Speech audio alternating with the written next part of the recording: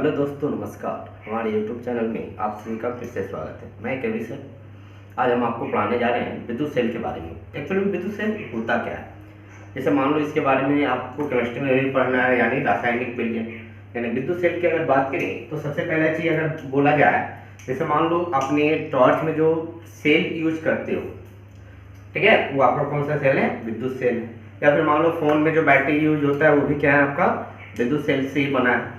तो विद्युत सेल में होते क्या है? तो अगर हम बात करें विद्युत सेल की, तो सबसे पहला चीज विद्युत सेल की अगर बात किया जाए तो इसमें दो प्लेट होते हैं, धातु के दो प्लेट बोल सकते हैं या दो छड़ बोल सकते हैं, ठीक है। अगर हम बात करें विद्युत सेल की, तो विद्युत सेल की अगर बात किया जाए तो हमने क्या बोला कि इसमें कितने प्लेट होते हैं? दो प्लेट। और ये दोनों प्लेट या दोनों छड़ एक जो है विलयन में डूबा होता है, ठीक है, जिसको हम कहते हैं विद्युत अपघटय विलयन।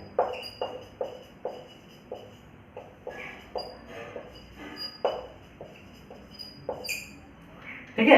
जब अगर बात करें तो इसमें से एक जो होता है वो आपका धनात्मक प्लेट होता है और दूसरा जो होते हैं वो ऋणात्मक प्लेट। इस धनात्मक प्लेट को हम लोग कहते हैं धनात्मक इलेक्ट्रोड और इस ऋणात्मक प्लेट को हम लोग क्या कहते हैं? ऋणात्मक इलेक्ट्रोड। तो सबसे पहला चीज अगर बात किया जाए तो दोनों इलेक्ट्रोड किसमें डूबे होते हैं? तो एक विलयन में डूबे होते हैं, जिसको हम कहते हैं विद्युत अपघटय विलयन। और ये जो विलयन आपको दिखाई दे रहा है, इसको जो है हम लोग बोल सकते हैं कि रासायनिक विलयन, यानी इस विलयन के बारे में आपको जो है केमिस्ट्री में पढ़ना। तो सबसे पहला चीज हमने क्या बताया कि विद्युत सेल की बात करें तो ये जो रासायनिक विलयन है ये करता क्या है? तो सबसे पहला चीज इसमें जो मान लो कि आप मार्केट से जो सेल खरीद के लाते हो, वो सेल एक्चुअल में उसमें जो ऊर्जा संचित होता है वो रासायनिक ऊर्जा के रूप में संचित होता है। जब हम उसको टॉर्च में डालते हैं, ठीक है, जब टॉर्च में डालते हैं तो वो करता क्या है? हमारे जो है टॉर्च को जलाता है। टॉर्च अगर जला, इसका मतलब क्या है कि कहीं ना कहीं वो विद्युत धारा को प्रवाहित किया। तो ये सबसे पहले करते क्या है? तो जब हम सेल को खरीद के लाते हैं तो इसमें सबसे पहला चीज है कि ये इसमें जो ऊर्जा होता है वो रासायनिक ऊर्जा के रूप में जमा होता है, और यही ऊर्जा, ठीक है, विद्युत ऊर्जा में बदलता है। यानी इसको जब हम उपयोग में लाते हैं तो ये क्या करता है? रासायनिक ऊर्जा जो है आपका विद्युत ऊर्जा में परिवर्तित हो जाता है। तो आपको ध्यान रखना है कि सेल की अगर बात किया जाए तो सेल पहला चीज होते क्या है?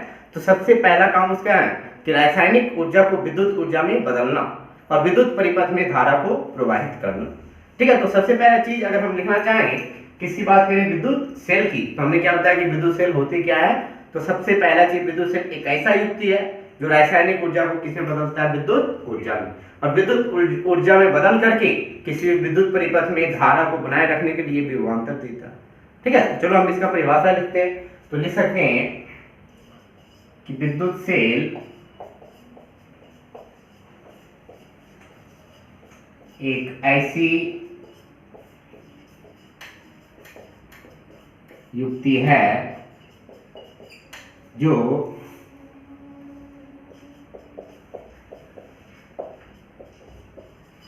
रासायनिक ऊर्जा को विद्युत ऊर्जा में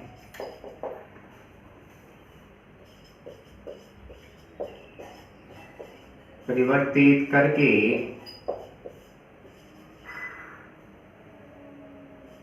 किसी विद्युत परिपथ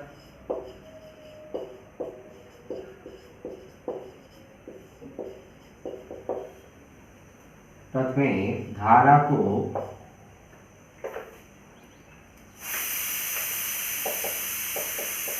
बनाए रखने के लिए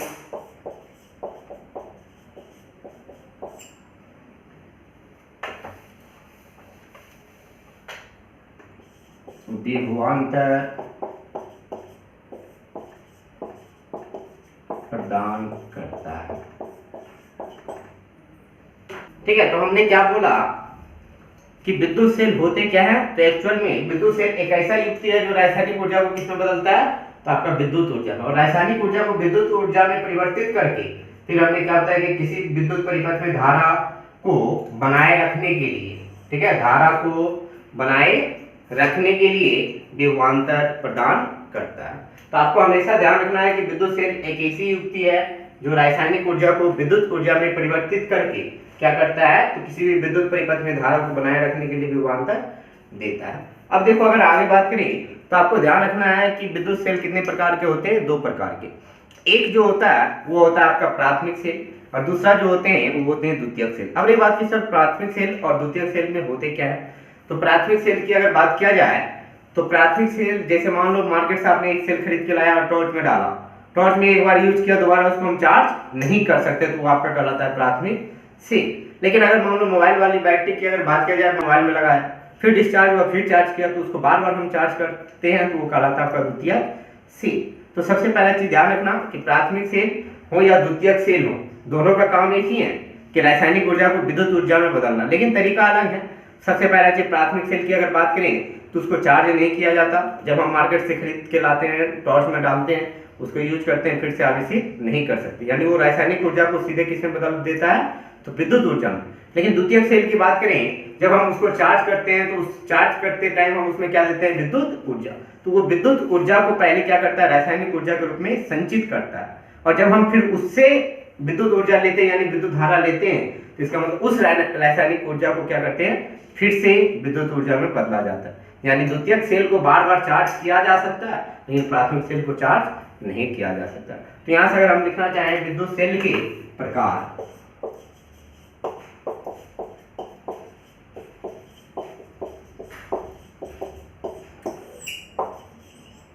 तो आपको ध्यान रखना है कि हमने क्या बताया कि विद्युत सेल कितने प्रकार के होते हैं, 2 प्रकार के। तो विद्युत सेल मुख्यतः 2 प्रकार के होते हैं। पहला हमने क्या बताया, प्राथमिक सेल, और दूसरा जो होते हैं वो होते हैं द्वितीयक सेल। ठीक है, तो सबसे पहले ध्यान रखना कि विद्युत सेल कितने प्रकार के होंगे, 2 प्रकार के। पहला हमने क्या बताया, प्राथमिक सेल, और दूसरा हमने क्या बताया, द्वितीयक सेल। ठीक है, तो हम बारी बारी से पढ़ेंगे, प्राथमिक सेल पढ़ेंगे, फिर क्या पढ़ेंगे, द्वितीयक सेल। तो चलिए देखें।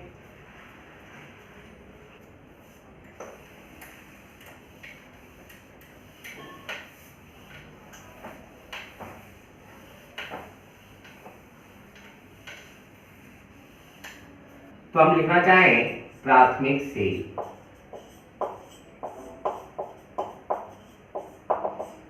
अब रही बात कि सर प्राथमिक सेल होते क्या है, तो अभी जस्ट बताए कि वैसा विद्युत सेल जो रासायनिक ऊर्जा को सीधे किस में बदल दे, विद्युत ऊर्जा में, लेकिन हम इसको बार बार आवेशित नहीं कर सकते, यानी इसको फिर से आवेशित नहीं कर सकते, तो ऐसे सेल को ही कौन सा सेल कहेंगे, प्राथमिक सेल।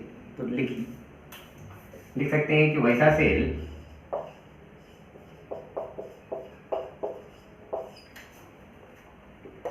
जो रासायनिक ऊर्जा को सीधे विद्युत ऊर्जा में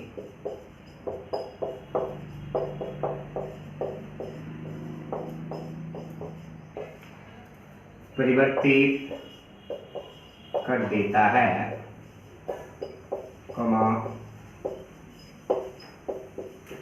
प्राथमिक सेल कहलाता है। तो ध्यान रखना कि वैसा सेल जो रासायनिक ऊर्जा को सीधे किस में बदल देता है, विद्युत ऊर्जा में, इसको हम कौन सा सेल कहेंगे, प्राथमिक सेल। ध्यान रखना कि जैसे अगर हम लिखना चाहें तो शुष्क सेल, ठीक है, डेनियल सेल, लेक्लांसे सेल इत्यादि। और अभी जस्ट हमने बताया था कि इसको हम फिर से आवेशित नहीं कर सकते हैं, तो लिख सकते हैं कि इसे पुनः आवेशित नहीं किया जा सकता है। ठीक है, तो सबसे पहला चीज हमने क्या बोला कि वैसा सेल जो रासायनिक ऊर्जा को सीधे किस में बदल दे, विद्युत ऊर्जा में, उसी को हम क्या कहेंगे, प्राथमिक सेल। फिर हमने क्या बताया कि प्राथमिक सेल को हम फिर से आवेशित नहीं कर सकते, यानी फिर से चार्ज उसको हम कर नहीं सकते। एक बार अगर यूज किए वो डिस्चार्ज हुआ उसको फेंक देना, ठीक है, वो कभी चार्ज होने वाला नहीं। फिर हमने क्या बोला कि अगर बात करें एग्जाम्पल की, तो इसमें शुष्क सेल आ गया, डेंजर सेल आ गया, डिक्लांसे सेल आ गया, ये सब आपका कौन सा सेल है? प्राथमिक सेल। अब हम पढ़ेंगे द्वितीयक सेल के बारे में।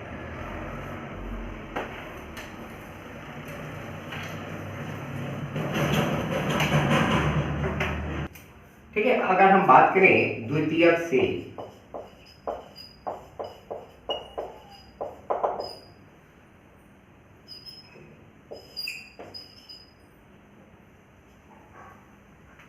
ठीक है, तो द्वितीयक सेल होते क्या है? सबसे पहला काम है द्वितीयक सेल का कि वो विद्युत ऊर्जा को ही रासायनिक ऊर्जा के रूप में पहले वो संचित करता है, यानी जमा करता है, और फिर आवश्यकता पड़ने पर वही रासायनिक ऊर्जा क्या करता है? विद्युत परिपथ में विद्युत ऊर्जा के रूप में देता है। तो सबसे पहला काम ध्यान रखना कि अगर आपसे पूछे कि द्वितीयक सेल क्या है, तो हम लिख सकते हैं कि वैसा सेल जो विद्युत ऊर्जा को रासायनिक ऊर्जा में संचित करता है और आवश्यकता पड़ने पर यही रासायनिक ऊर्जा फिर विद्युत ऊर्जा के रूप में उपयोग किया जाता है। तो हम लिख सकते हैं वैसा सेल जो विद्युत ऊर्जा को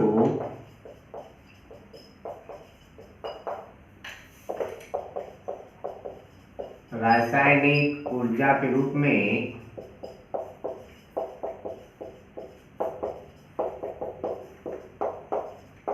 संचित करता है और फिर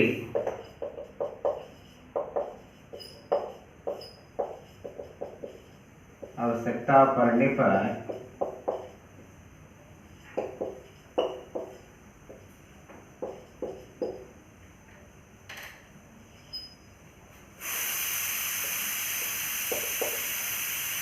इसी संचित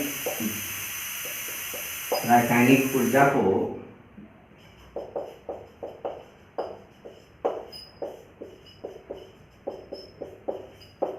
विद्युत ऊर्जा में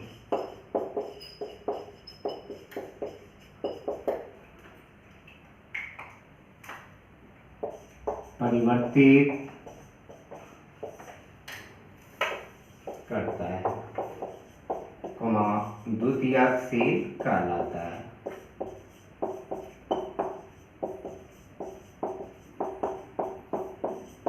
ठीक है, तो आपको ध्यान रखना है कि वैसा सेल जो पहले विद्युत ऊर्जा को रासायनिक ऊर्जा के रूप में क्या करता है? संचित करता है। ठीक है, फिर आवश्यकता पड़ने पर यही संचित रासायनिक ऊर्जा को क्या करता है? यह विद्युत ऊर्जा में परिवर्तित करता है। ऐसे सेल को हम लोग क्या कहेंगे? द्वितीयक सेल। अब रही बात की एग्जाम्पल की, तो सबसे पहला चीज अगर बात करें, एक होता है सीमा संचायक सेल। ठीक है, ये भी द्वितीयक सेल है।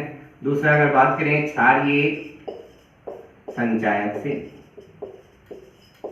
ये दोनों का दोनों कौन सा सेल कहलाता है? तो आपका द्वितीयक सेल कहलाता है। ठीक है, चलिए अब इसको मिटाते हैं। अब हमको पढ़ना है विद्युत वाहक बल।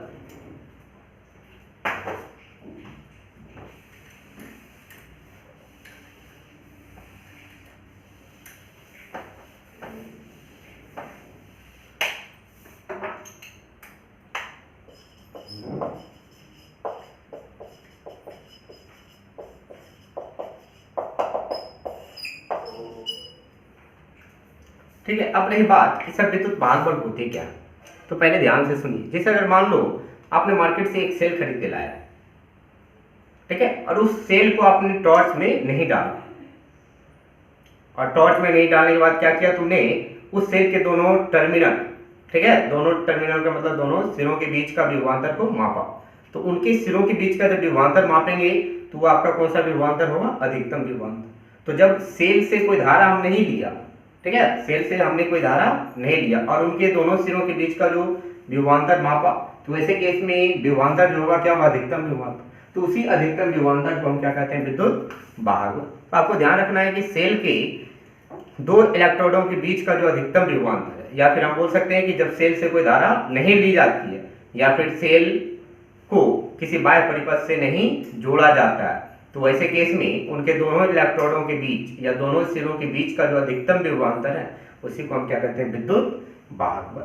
ठीक है, तो सबसे पहले चीज हमेशा ध्यान रखना कि सेल को हम किसी चीज से नहीं जोड़े, यानी कहीं उपयोग में नहीं लाए, नया नया मार्केट से खरीद के लाए और उनके दोनों इलेक्ट्रोड यानी दोनों सिरों के बीच का अधिकतम विभवांतर को माप लिया। तो जो अधिकतम विभवांतर होगा वही कहलाएगा विद्युत वाहक बल। तो हम इसका परिभाषा लिखना चाहें तो लिख सकते हैं कि जब सेल से कोई धारा नहीं ली जाती है, नहीं ली जाती है, तो उनके दोनों इलेक्ट्रोडों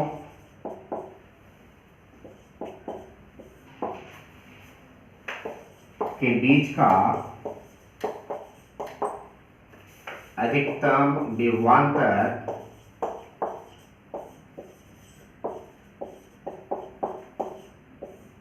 को विद्युत वाहक बल कहते हैं।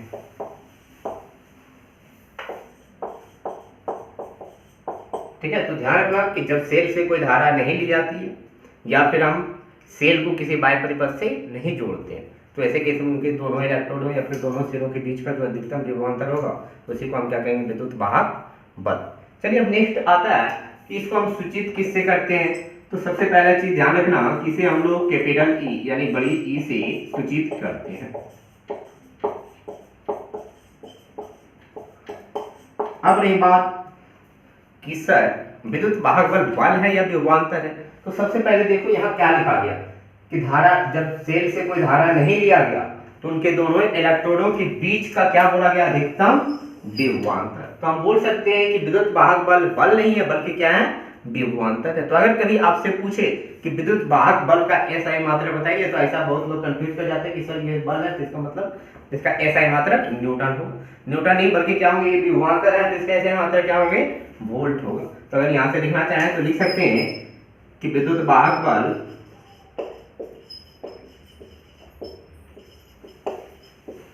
विभवांतर है। एक्चुअल में क्या है, विभवांतर है, ना कि बल।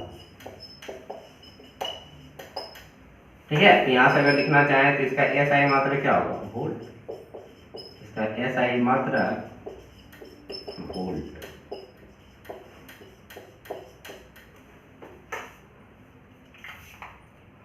चलिए अब इसको मिटाते हैं।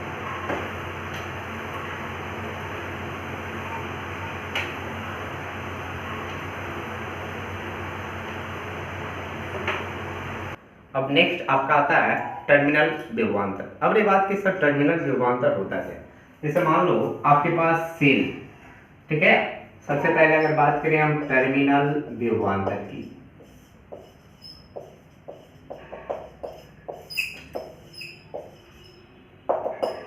मान लीजिए ये आपका सेल है, ठीक है, यानी विद्युत सेल। और इस विद्युत सेल को आपने क्या किया, एक बाह्य परिपथ से जोड़ा। तो जब बाह्य परिपथ से जोड़ेंगे तो बाह्य परिपथ से जोड़ने पर इसमें धारा प्रवाहित हो, धारा प्रवाहित होगा तो कुछ ना कुछ मान लो आई धारा प्रवाहित हो, यानी इसमें आवेश प्रवाहित होने लगा। तो इस सेल का मान लो ये एक टर्मिनल और ये दूसरा टर्मिनल, ये पहला और ये दूसरा। तो सेल के एक टर्मिनल से दूसरे टर्मिनल तक, ठीक है, और ये कौन सा परिपथ है, तो बाह्य परिपथ यानी बाहरी परिपथ। ठीक है, तो इस बाह्य परिपथ में कितने आवेश को, तो एकांक आवेश को। ठीक है, क्या बोले कि सेल का ये एक टर्मिनल है और ये कौन सा है, दूसरा। तो एक टर्मिनल से दूसरे टर्मिनल तक कौन सा परिपथ में, तो बाह्य परिपथ में कितने आवेश, तो एकांक आवेश को ले जाने में किया गया कार्य को ही क्या कहते हैं, टर्मिनल विभवांतर। तो यहां से परिभाषा लिख सकते हैं कि सेल के एक टर्मिनल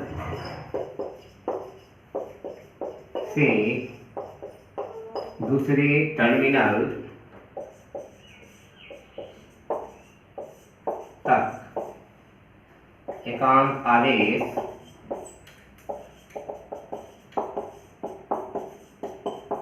बाह्य परिपथ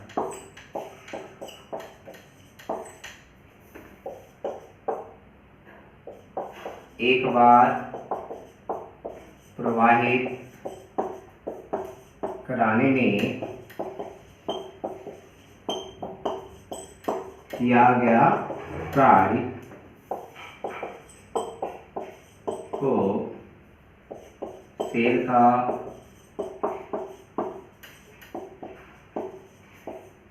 टर्मिनल विभवांतर कहते हैं। तो सबसे पहले ध्यान रखना कि किसी भी सेल के एक टर्मिनल से दूसरे टर्मिनल तक कितने आवेश को, तो एकांक आवेश को उसके बाहरी परिपथ में एक बार प्रवाहित कराने में किया गया कार्य को ये क्या कहेंगे, टर्मिनल विभवांतर। नेक्स्ट आपका आता है सेल का आंतरिक प्रतिरोध। अब रही बात कि सर आंतरिक प्रतिरोध होता क्या है, तो आंतरिक का मतलब अंदर वाला प्रतिरोध, सेल का अपना प्रतिरोध। तो जो विलयन का उपयोग किया जाता है सेल में, उसका अपना कुछ ना कुछ प्रतिरोध होता है, यानी विरोध करने का कुछ ना कुछ क्षमता होता है। तो ये जो मान होते हैं वो बहुत कम होते हैं, लेकिन कुछ ना कुछ होता है, जो भी होता है उसी को हम कहते हैं आंतरिक प्रतिरोध। तो नेक्स्ट हम पढ़ेंगे सेल का आंतरिक प्रतिरोध। तो चलिए इसको मिटाते हैं।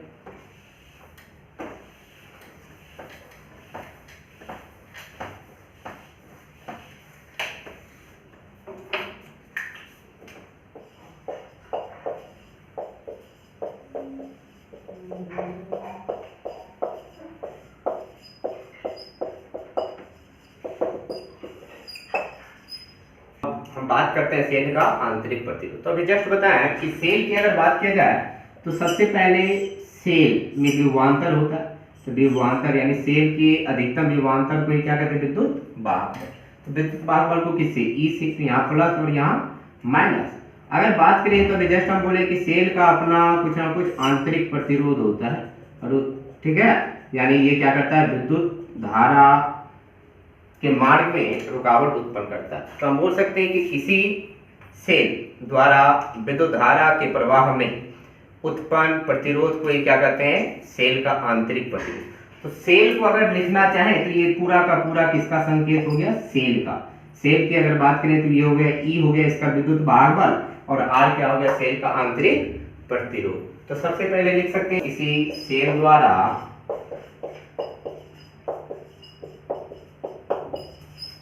विद्युत धारा के प्रवाह में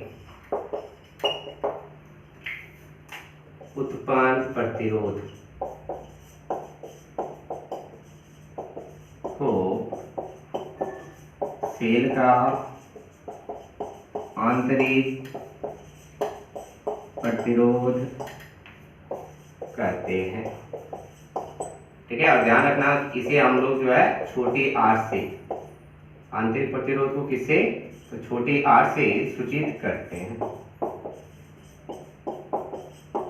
ठीक है, तो सबसे पहला चीज हमने क्या बताया कि सेल की अगर बात करें तो सेल द्वारा विद्युत धारा के प्रवाह में उत्पन्न प्रतिरोध को क्या कहेंगे, सेल का आंतरिक प्रतिरोध। अब रही बात कि सर आंतरिक प्रतिरोध क्या क्या चीज पर निर्भर करता है, तो सबसे पहले चीज अगर बात करें तो सेल में क्या होते हैं, इलेक्ट्रोड होते हैं।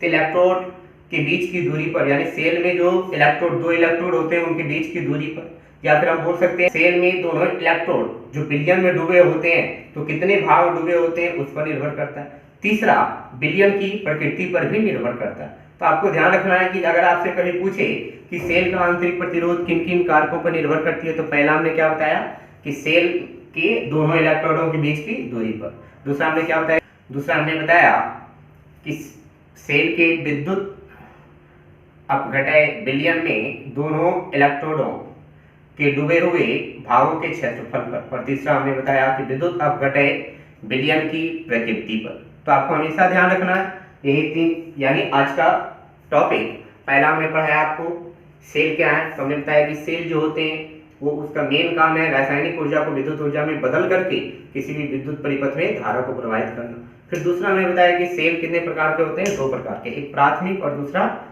द्वितीयक। प्राथमिक हमने क्या बताया कि ये सीधे रासायनिक को विद्युत में बदल करके विद्युत धारा प्रवाहित करने लगता है, ठीक है, और इसको कभी हम चार्ज नहीं कर सकते। द्वितीयक हमने क्या बताया कि ये सबसे पहला काम है कि विद्युत ऊर्जा को संचित करता है रासायनिक ऊर्जा को, और जरूरत पड़ने पर इसी रासायनिक ऊर्जा को विद्युत ऊर्जा के रूप में विद्युत परिपथ में धारा प्रवाहित करने लगता है, ठीक है। अब फिर हमने बताया टर्मिनल विभवांतर। टर्मिनल विभवांतर, सेल का टर्मिनल विभवांतर होता क्या है, तो सेल की अगर बात किया जाए तो सेल के एक टर्मिनल से दूसरे टर्मिनल तक, ठीक है, एकांक आवेश को बाह्य परिपथ में प्रवाहित कराने में जो कार्य करना पड़ता है उसी को हम कहते हैं सेल का टर्मिनल विभवांतर। फिर हमने अभी जैसा पढ़ाया है सेल का आंतरिक प्रतिरोध। अब ये बात के सर सेल का आंतरिक प्रतिरोध होता क्या है, तो हमने क्या बताया कि सेल द्वारा धारा के प्रवाह में जो प्रतिरोध उत्पन्न होता है उसी को हम क्या कहते हैं, सेल का आंतरिक प्रतिरोध। फिर हमने बताया कि सेल का आंतरिक प्रतिरोध किन किन कारकों पर निर्भर करता है।